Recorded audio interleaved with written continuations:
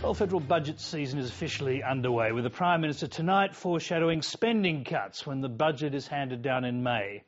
The government has just 1 year to return the budget to surplus as promised. More from our political correspondent Tom Gillard.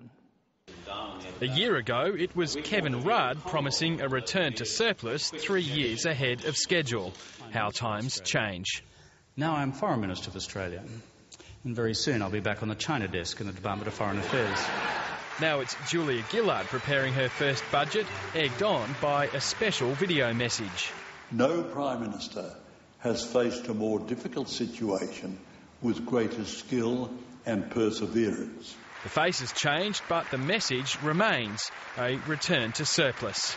When the private sector was in retreat, the government stepped forward to fill the gap. It was controversial, but it was right. Now that the private sector is charging forward, it's time for the government to pull back on spending. But exactly what those cuts will be, she's not yet saying. She's simply preparing the ground. We can take these tough decisions now to bring the budget back to surplus, or we can put them off till the never, which will just make these decisions harder and the cuts more severe when the time comes. The Prime Minister's morning was spent in Fremantle, south of Perth, where the mood was decidedly more upbeat. Never seen so many cameras. The occasion, a community cabinet bringing the ministry to the people. Stephen Smith, Minister for Defence and Member for Perth. I know saying that I'm a Perth boy is dangerous in Fremantle. but I do barrack for the Dockers.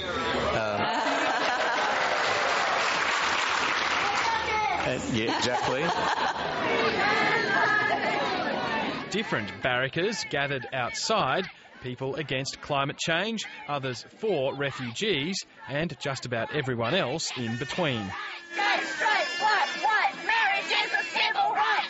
Recreational fishermen and anti-uranium protesters faced off at one point. You are going to be punished by the spirits, every single one of you. We're the ones who pay your dole.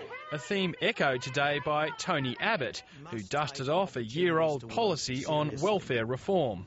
Why should any reasonably fit person be on unemployment benefits in Karratha, for instance, when employers can't find cleaners to work, even at well above award wages? His solution, cutting the dole in regions like that and for everywhere else, making work for the dole compulsory for anyone under 50 who's been out of work for 6 months. He's also pushing for changes to the disability allowance to return more people to work and quarantining welfare payments to pay for food and housing. Mr Abbott has characterised this policy as being fair but firm.